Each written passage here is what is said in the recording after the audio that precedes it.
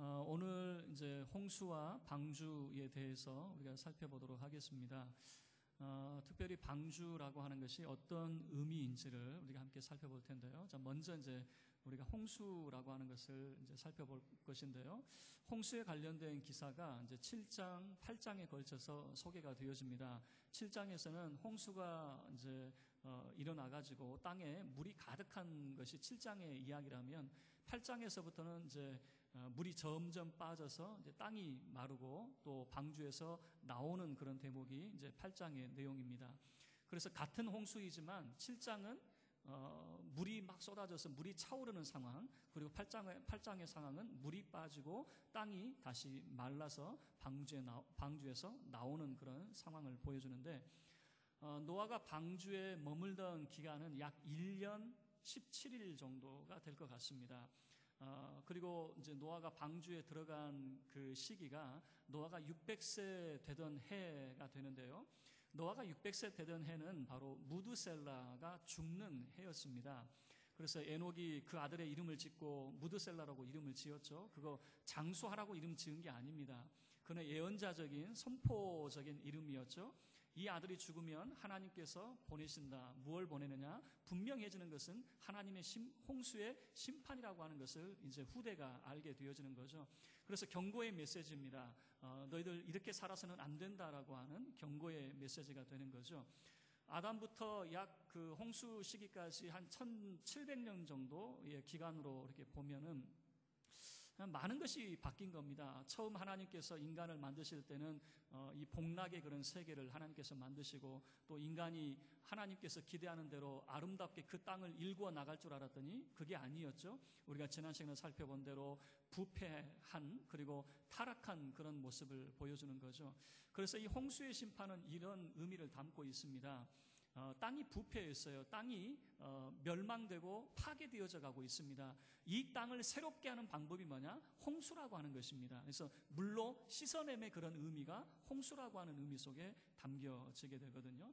자, 600세가 이제 되던 해에 2월 10일 정도에 하나님께서 노아와 그의 가족, 그리고 모든 이제 이 생명체들을 이 방주 안에 밀어 넣습니다. 그리고 곧바로 비가 내리는 것이 아니라 일주일 후에 이제 홍수가 이제 임하게 되어지는데요. 그러니까 2월 17일 날 홍수가 이제 쏟아지게 되는 겁니다. 그런데 이 홍수를 어떻게 묘사를 하고 있냐면요. 7장 보시면은 7장 11절 그리고 12절 말씀을 보면 이제 이 홍수가 어떻게 어느 정도였는지를 이제 보여주고 있는 그런 대목입니다. 마치 이제 우리식으로 표현하자면 이런 것 같아요. 우리가 막 비가 억수로 쏟아지면 하늘이 구멍 난 것 같다, 뭐 이런 표현을 쓰는데, 성경에서는 그 비슷한 표현을 이렇게 쓰고 있는 겁니다. 우리 7장 11절 12절 함께 우리가 읽도록 하겠습니다. 노아가 600세 되던 해 둘째 달 곧 그 달 11의 날이라. 그날에 큰 기품의 샘들이 터지며 하늘의 창문들이 열려 40주야를 비가 땅에 쏟아졌더라.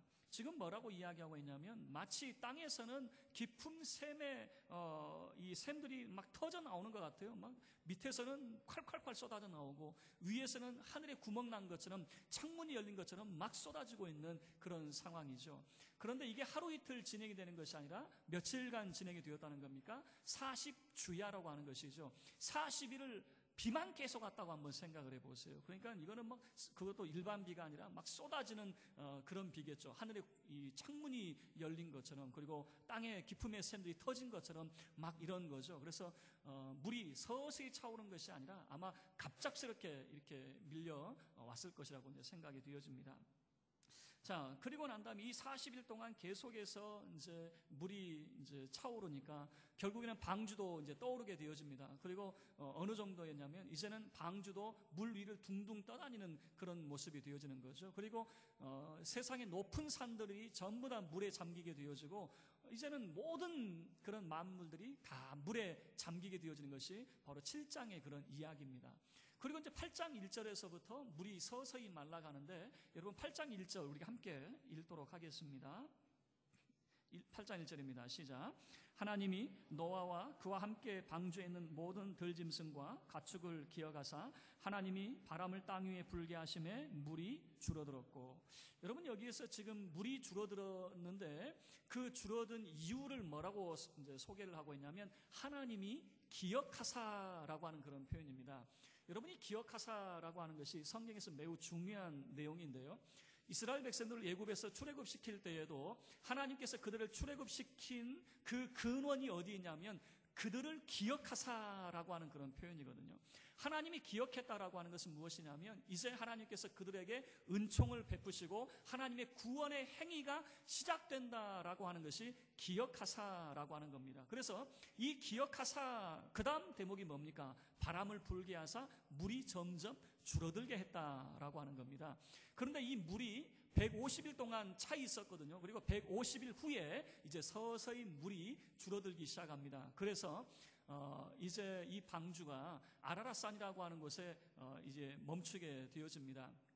이 아라랏산이 이제 구체적으로 어딘지는 잘 몰라요. 그런데 이제 여러분 뉴스를 통해서 들으셨겠지만 터키 동부 지역에 있는 이 아라랏산이라고 하는 곳에서 요즘에 이제 모세의 방주가 발견되었다. 이제 그런 소식을 여러분이 이제 들었죠. 그래서 뭐 모세의 방주가 실제적인 것이다. 이제 그렇게 소개가 되고 있는데 어쨌든 아라랏산이라고 하는 곳에 이제 멈추게 되어지고 그리고 이 방주는 창문들이 나 있습니다. 상중하 3층으로 창문이 나 있어서 아마 이제 자세한 거는 못 봐도 이 창문을 통해서 세상을 얼추 살펴봤을 것 같아요.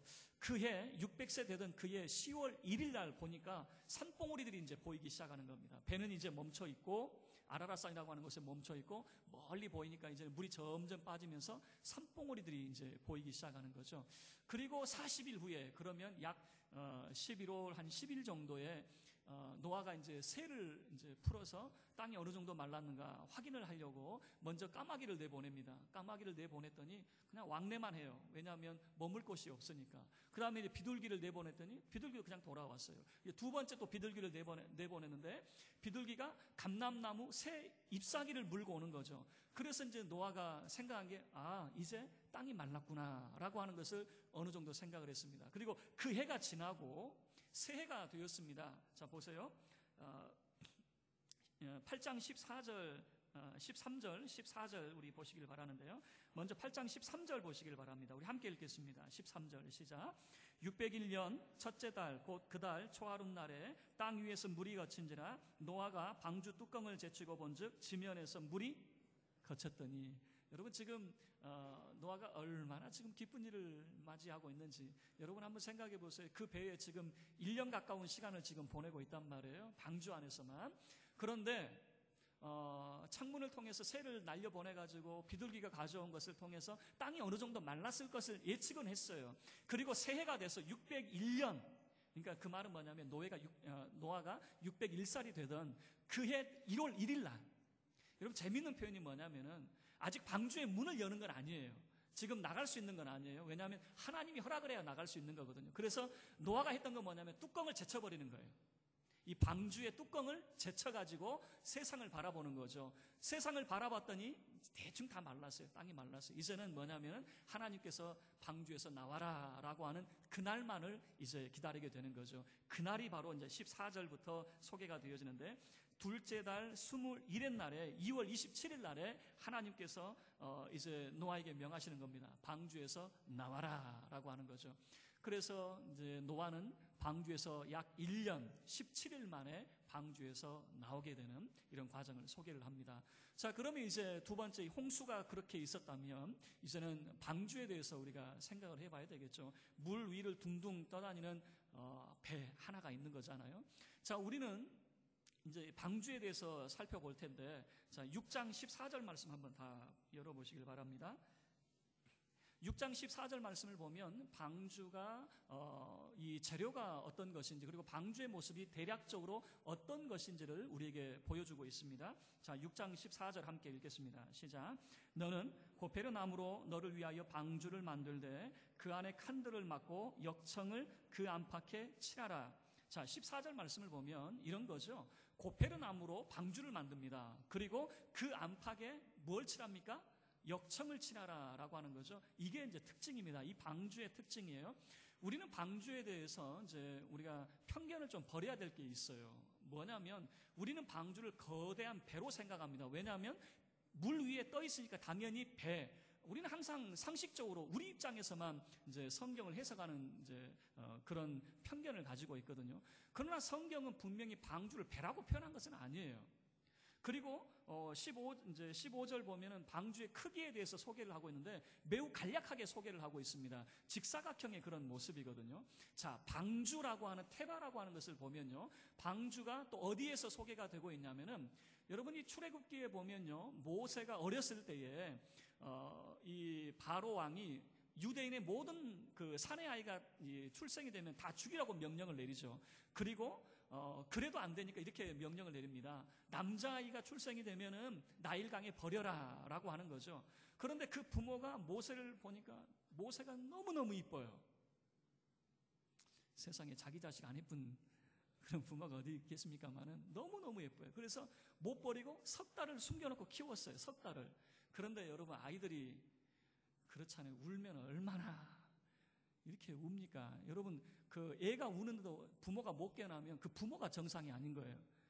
저도 애를 많이 키우고 있지만은 애들이 우는 모습을 보면요, 죽을 힘을 다해서 울더라고요. 대충 밥 주세요, 응애 응애, 그런 걸 한 번도 못 봤어요. 우는 모습을 보면 이놈이 죽을 똥 살똥하고 그렇게 울거든요. 그러니 어떻게 됩니까? 석 달을 숨겼지만 더 이상 숨길 수가 없어요. 그래서 선택한 것은 무엇이냐면 갈대 상자라고 하는 표현이 나오는데 그게 바로 방주예요.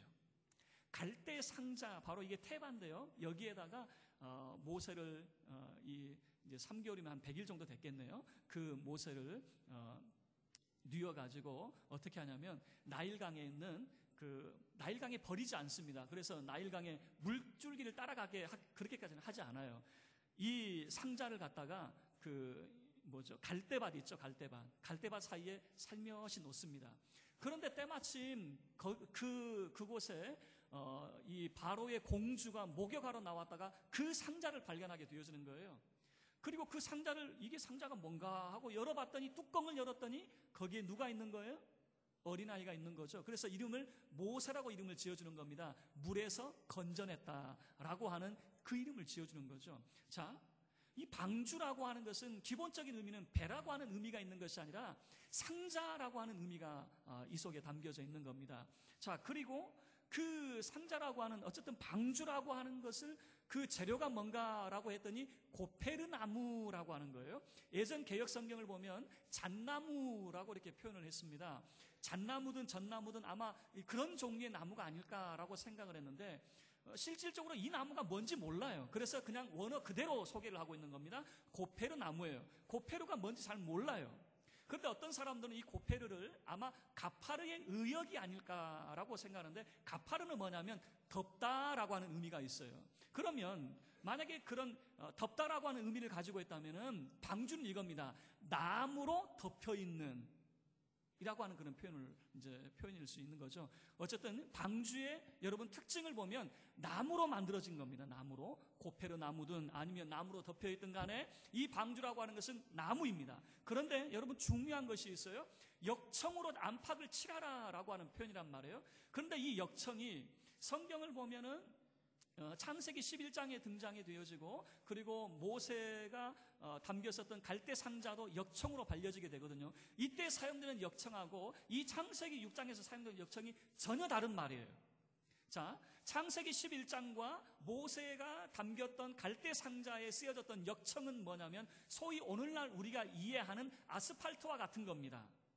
그래서 창세기 11장에 바벨탑을 쌓을 때에 벽돌과 벽돌 사이에 역청을 바르게 되어지는 거죠. 그래서 벽돌과 벽돌 사이에 접착제 역할을 하게 하는데, 이 접착제 역할이 이것을 역청이라고 표현됐다면 창세기 6장에 등장하는 역청은 전혀 다른 의미예요. 어떤 의미가 담겨져 있냐면 몸값 또는 속전이라고 하는 의미가 담겨져 있는 겁니다. 그러면 역청을 안팎으로 칠하라라고 하는 그 의미는 뭐냐면, 소위 말하면 이것을 의미적으로 해석을 하자면은 안팎에, 이 방주의 안과 밖에 칠해지는 것이 뭐냐면 몸값의 상징이 안과 밖에 칠해진다라고 하는 겁니다. 자, 그러면 이 방주를 통해서 우리가 더 큰 그림 하나를 보게 되어지는데, 무슨 그림이냐면 6월절의 그림을 보게 되어지는 거예요. 애굽이라고 하는 나라에 하나님께서 10가지 재앙을 퍼부어 주시는데, 10번째 재앙이 장자, 사람이든 짐승이든 가축이든 그 장자는 전부 다 죽이는 그런 재앙이 10번째 재앙이죠. 애굽 전역에 이 죽음의 사자가 임하였습니다. 그런데 이 죽음의 사자가 모든 집에 사망을 다 일으켰는데 유독히 넘어가는 집들이 있었어요. 이게 6월이라고 하는 표현이거든요. 어떤 집을 이 죽음의 사자가 넘어갑니까? 어린 양의 피가 발라져 있는 집은 넘어가게 되어지는 것이거든요. 여러분, 바로 이겁니다. 죽음의 사자가 왜 그 집을 넘어가게 되어지느냐? 바로 속전의 피, 구속의 피, 하나님의 은총의 피, 그게 발라져 있는 집은 넘어갔다, 그 말입니다. 바로 여러분, 이 방주라고 하는 것을 통해서 우리가 보여주는 것은 뭐냐면, 거대한 어떤 구조물, 어떤 배를 말하는 것이 아니라 한번 둥둥 떠다니고 있는, 이 홍수를 통해서 둥둥 떠다니고 있는 하나의 배가 아니라 하나님의 속죄의 은혜의 표가 묻어져 있는 하나의 방주라고 하는 것을 우리에게 보여주는 것이죠. 여러분, 이 그림이 더 큰 그림이 되어지면 주 예수 그리스도를 믿는 자들마다 하나님의 은혜 가운데 하나님의 자녀가 되어질 뿐만 아니라 모든 죄가 사해지고 하나님의 심판을 면하게 되어진다라고 하는 것을 성경이 우리에게 보여주는 거죠. 왜 그럴까요? 우리가 잘나고 의로워서가 아니라 우리가 예수 그리스도를 믿게 되어질 때에 우리 안에 주 예수 그리스도의 보혈의 피가 묻혀지는 거예요. 그래서 하나님의 심판도 뛰어넘게 되어지는 거죠. 마치 대홍수에서도 둥둥 떠다니는 하나님의 속죄, 그런 속전의 표가 묻어져 있는 이 방주라고 하는 것을 통해서 그 안에 있는 자들은 다 구원을 받았던 것처럼, 여러분, 이 그림이 방주라고 하는 그림을 통해서 우리에게 보여주는 것입니다. 여러분, 주 예수 그리스도를 믿으시기를 바랍니다. 하나님의 아들이요 우리의 구원자로 믿으시기를 바랍니다. 주 예수 그리스도를 믿는 자들마다 하나님의 심판을 면하게 되어질 것입니다. 여러분, 단순히 예수가 내 인생에 좋은 일을 가져다 줄 사람, 여러분, 그런 인생의 마스코트 정도로 생각하지 마세요. 그 예수 그리스도를 여러분 믿는 그 믿음이 여러분을 하나님의 자녀로 만들 뿐만 아니라 여러분들 가운데 정말 이 대홍수 가운데서도 하나님의 구속함을 입는 하나님의 은총의 백성이 되게 한다라고 하는 것을 그리스도 예수를 통해서 우리에게 보여주고 있는 것이죠. 자, 방주라고 하는 것, 우리는 여러분 이렇게 생각하셔야 돼요. 물 위에 둥둥 떠다니는 거대한 배 정도로 생각하지 마시고, 이 방주라고 하는 것은 하나의 의미요, 하나의 표가 되는 겁니다. 무슨 표입니까? 하나님의 몸값, 다시 이야기하면 하나님의 속죄의 표가 묻혀져 있는, 안팎에 칠해져 있는 바로 이 방주라고 하는 것이죠. 자, 이 방주에서 이제 노아가 나오게 되어집니다. 그가 나와서 하나님 앞에 했던 처음 행위가 뭐냐? 오늘 우리가 읽었던 8장 20절 말씀 우리 다 열어보시길 바라고요. 함께 우리 20절 말씀 우리 합독하도록 하겠습니다. 시작. 노아가 여호와께 제단을 쌓고 모든 정결한 짐승과 모든 정결한 새 중에서 제물을 취하여 번제로 제단에 드렸더니. 자, 노아가 방주에서 나왔습니다. 방주에서 나와서 그가 했던 최초의 행위가 뭐냐면 하나님 앞에 제단을 쌓고 번제를 드리는 행위를 하게 되어진다라고 하는 거죠. 여러분, 이 모습을 보면서 살아남은 자의 여유라고 우리가 볼 수 없겠죠. 노아가 방주 안에서 그 모든 것들을 다 경험을 했는데 그가 방주에서 나오자마자 했던 처음 행위가 하나님 앞에 번제, 제단을 쌓는 그런 행위였어요. 그 이유가 뭘까라고 하는 거죠. 왜 번제를 드렸을까? 여러분, 노아만큼 이 구원의 행위라고 하는 것이 하나님께 있다라고 하는 것을 잘 아는 사람이 없습니다. 여러분, 구원의 모든 행위는 다 하나님의 주권입니다. 7장과 8장의 모든 모습을 보면 여호와께서 노아의 의로움을 보시고라고 하는 거예요. 그리고 노아가 들어갈 때 방주의 문을 닫으신 분도 하나님이셨어요. 그리고 하나님께서 기어가서 바람을 불어서 물을 말리신 분도 하나님이셨어요. 그리고 방주에서 나와라 라고 하신 분도 하나님이었어요. 들어가라 하신 분도 하나님이시요 나오라 하신 분도 하나님이었어요. 구원의 모든 행위가 노아에게 있는 것이 아니라 누구에게 있는 것입니까? 하나님께 있다라고 하는 것은 누구보다도 잘 아는 사람이 바로 노아라고 하는 사람이죠. 그래서 노아가 최초로 하는 행위가 바로 하나님 앞에 번제를 드리는 행위가 되어지는 것입니다. 뿐만 아니라 여러분이 배 안에서 살아남은 사람들은 이 살아남았다라고 하는 말 속에서 우리가 알 수 있는 건 뭐냐면 그들은 바로 남은 자였습니다. 남은 자. 이 남은 자 사상이 성경 전체에 흐르고 있습니다. 이스라엘 공동체의 역사를 통해서도 남은 자 사상이 있습니다. 그들이 바벨론의 포로로 잡혀갔습니다. 그리고 남은 자들이 돌아와서 다시 하나님의 나라를 일으키게 되어집니다. 노아는 바로 남은 자입니다. 무엇입니까? 바로 이들이 다시 하나님의 나라를 일으킬 자들이다라고 하는 것이죠. 하나님의 나라를 일으킬 자들은 자기 뜻대로 일으키는 게 아닙니다. 하나님의 은총을 힘입은 사람이요 절대적으로 말씀에 순복하는 자들, 바로 이것을 번제를 통해서 하나님 앞에 고백하는 것이 바로 번제를 통해서 보여주고 있는 것이죠. 그리고 마지막으로 왜 번제를 드렸을까 생각하면 여러분, 하나님과의 관계가 너무너무 중요하기 때문입니다. 우리는 생각할 때에 그저 그가 살아남았기 때문에 감사의 예물을 드렸다고 생각하는데 그런 게 아니죠. 노아라고 하는 사람이 그 방주에서 살아남은 자, 다시 이야기하면 남은 자의 그런 삶의 가장 중요한 게 무엇인가라고 하는 것을 보여주는데 하나님과의 관계라고 하는 것입니다. 그래서 노아가 방주의 문을 열고 처음으로 나와서 그가 했던 행위는 하나님 앞에 번제를 드리고 제단을 쌓는 그런 행위가 되어지는 거죠. 이 행위를 통해서 하나님의 결심이 바뀌게 되어집니다. 하나님의 최초의 결심이 뭡니까? 6장 13절 말씀을 통해서 내가 창조한 사람을 전부 다 멸해버리겠다. 그리고 사람과 땅까지 내가 전부 다 멸해버리겠다라고 하는 것이 6장에서의 하나님의 결심이었습니다. 그런데 21절과 8장 21절과 22절 말씀을 보면 하나님의 결심이 바뀌게 되어집니다. 우리 21절과 22절 함께 합독하겠습니다. 시작. 여호와께서 그 향기를 받으시고 그 중심에 이르시되 내가 다시는 사람으로 말미암아 땅을 저주하지 아니하리니 이는 사람의 마음이 계획하는 바가 어려서부터 악함이라. 내가 전에 행한 것 같이 모든 생물을 다시 멸하지 아니하리니 땅이 있을 동안에는 심음과 거둠과 추위와 더위와 여름과 겨울과 낮과 밤이 쉬지 아니하리라.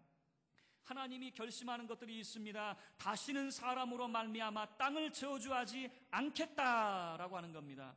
여러분, 하나님께서는 아담이 범죄했을 때도 땅을 저주했습니다. 그리고 그 땅이 부패했을 때 하나님이 심판하셨습니다. 그런데 이제는 하나님의 결심입니다. 내가 다시는 사람 때문에는 땅을 저주하지 않겠다라고 하는 거죠. 그리고 하나님의 결심입니다. 모든 생물을 다시는 내가 멸하지 않겠다라고 하는 거죠. 여러분, 사람의 부패함 때문에 모든 생물들이 이 홍수 심판을 통해서 다 멸절을 당했습니다. 그런데 이제는 하나님께서 결심하는 거예요. 내가 모든 생물을 다시는 멸하지 않겠다라고 하는 것이죠. 그리고 하나님께서 결심합니다. 땅이 있을 동안에는 쉼이 없을 것이다. 무엇이 쉼이 없습니까? 심음과 거둠, 추위와 더위, 여름과 겨울, 낮과 밤, 이것이 계속해서 순환이 될 것이다 라고 하는 것을 보여주는 것이죠. 다시 이야기하면 다시는 홍수와 같은 이런 심판으로 내가 땅을 이렇게 멸하는 것이 없을 것이다 라고 하는 것을 보여주는 것이죠. 땅은 계속해서 순환하고 땅은 계속해서 반복되어질 것이다 라고 하는 것을 보여주고 있는 것이죠. 여러분, 하나님의 결심이 뭡니까?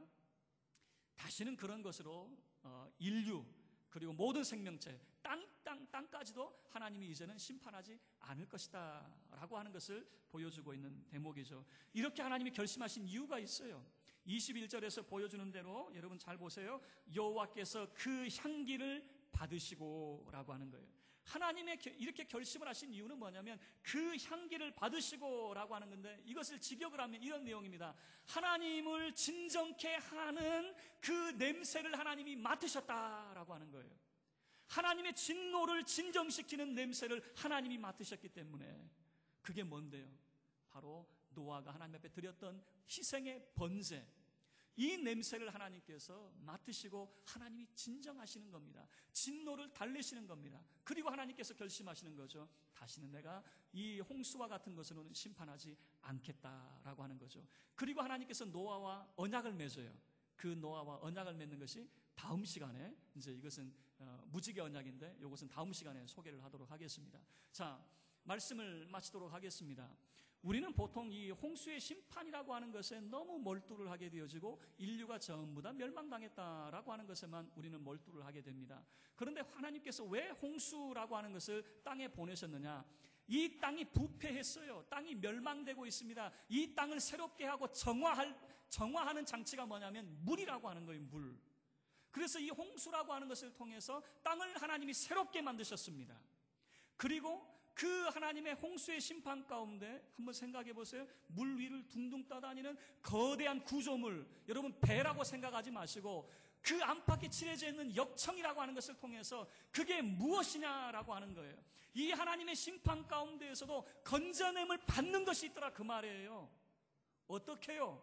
거기에는 하나님의 속전, 하나님의 몸값이라고 하는 그것이 발라져 있는 이 방주라고 하는 것이 있었는데 그 안에 있는 모든 생명체들은 다 구원을 받았다라고 하는 것을 보여주고 있는 것이죠. 여러분, 이 방주라고 하는 것을 통해서 우리가 큰 그림을 보게 되어지면 주 예수 그리스도를 우리가 바라볼 수가 있을 것입니다. 예수 믿는 자들마다 구원함을 얻습니다. 분명합니다. 예수 믿는 자들마다 저주 아래서 해방되었습니다. 예수 그리스도를 믿는 자들마다 심판받지 않습니다. 하나님의 구속의 은총을 힘입게 되어집니다. 이게 분명합니다. 그런데 많은 사람들이 여기에만 머물러요. 내가 방주 안에만 들어가려고 하는 사람들, 거기에 머물러 있는 사람들이 있어요. 여러분, 분명하게 방주의 문을 열고 나와야 됩니다. 방주의 문을 열고 나와서 우리가 무엇을 해야 될 것인가라고 하는 것을 이 노아가 번제를 드리는 것을 통해서 우리에게 보여주고 있는 것이죠. 헬무트 틸리케라고 하는 사람이 있습니다. 이 사람이 이런 이야기를 했습니다. 하루의 첫 시간을 하나님과 함께하지 않은 사람은 어떤 사람이냐? 사악한 사업가요, 사악한 아버지요, 사악한 어머니다, 이렇게 표현을 썼어요. 하루의 첫 시간을 하나님과 함께하지 않는다면 그는 사악한 사람이래요. 왜 그럴까요? 여러분, 지금 노아라고 하는 사람이 방주의 문을 그가 구원받았어요. 구원받음에 그치지 않고 방주의 문을 열고 그가 나오게 되어지는데 나와서 그의 첫 자리가 뭐냐 그 말입니다. 그가 맨 처음 했던 것이 무엇이냐 그 말입니다. 하나님 앞에 제사 지내는 거죠. 오늘 우리식으로 표현하자면 예배 드리는 겁니다. 그의 인생에 구원받은 자의 첫 자리가 어디가 되어야 되느냐? 바로 예배의 자리가 되어야 된다라고 하는 것을 우리에게 교훈하고 있는 내용이겠죠. 많은 사람들이 내 삶 속에 겪고 있는 어려움에 대해서 이야기합니다. 우리 삶 속에 다가오는 그런 질병의 문제, 그런 재정적인 문제, 관계의 문제, 이런 것들만을 우리가 이야기하게 되어지는데 여러분, 방주에서 나온 사람이 해야 될 가장 중요한 일 하나가 있어요. 그것은 하나님 앞에 예배 드리는 거예요. 하나님과의 관계를 회복하는 거예요. 이것이 가장 중요하다라고 하는 것을 노아가 번제를 드림으로 우리에게 보여주는 겁니다. 왜 그럽니까? 그 향기를 받으시고라고 하는 것 때문에요. 그 향기를 받으시고 노아가 드렸던 그 번제를 하나님께서 그 향기를 받으시고 하나님이 진정시키시고 이제는 진노를 돌이키사 다시는 내가 그러지 않겠다라고 하나님이 노아와 언약을 맺는다니까요. 여러분, 예배에 목숨을 거시길 바랍니다. 예배에 목숨을 거시길 바랍니다. 예배의 자리에서 하나님을 만나시길 바랍니다. 우리가 예수님을 너무 오래 믿다 보니까 잘못된 그런 형태가 뭐냐면 그저 몸만 나와 있다가 돌아갈 수 있다 그 말이에요. 하나님이 누구인지 전혀 발견 못하고 그렇게 살아갈 수 있다 그 말입니다. 구원받은 자의 첫 자리가 어디여야 되느냐? 노아가 번제 드리는 것을 통해서 우리에게 보여주고 있어요. 구원받은 백성의 첫 자리는 바로 예배의 자리가 되어져야 됩니다. 우리의 삶의 시작이 예배에서부터 시작이 되어져야 됩니다. 절대 잊지 마시길 바랍니다. 여러분, 우리가 이 예배의 자리에서 하나님을 만나고 그 향기를 받으셔야지만이 우리의 삶 가운데 하나님의 놀라운 은총을 우리가 힘입게 되어질 것입니다. 말씀을 마쳐요. 방주 안에 들어가는 건 너무나도 중요합니다. 예수 믿는 건 너무나도 중요합니다. 그와 못지않게 중요한 것은 방주의 문을 열고 나와서 우리의 삶의 첫 자리가 무엇이어야 되는가라고 하는 것을 고민해 보시길 바랍니다. 많은 사람들이 예수 없이 살아가요. 예배 없이 살아가요. 많은 사람들이 예수 믿음에도 불구하고 하나님 만나는 경험 없이 살아가요. 그러지 마시라고요. 구원 얻은 백성의 첫 자리는 예배의 자리가 되어야 됩니다. 하나님을 만나는 자리가 되어야 됩니다. 저와 여러분이 예수 그리스도를 믿음으로 그 구속의 은총을 노래할 뿐만 아니라 우리의 삶의 첫 자리가 하나님을 만나는 자리요, 하나님께 예배하는 자리요, 하나님 앞에 우리 자신을 태워 번제로 제물로 드리는 희생의 제물 되는 자리가 될 수 있기를 주의 이름으로 축원합니다. 우리 다 같이 자리에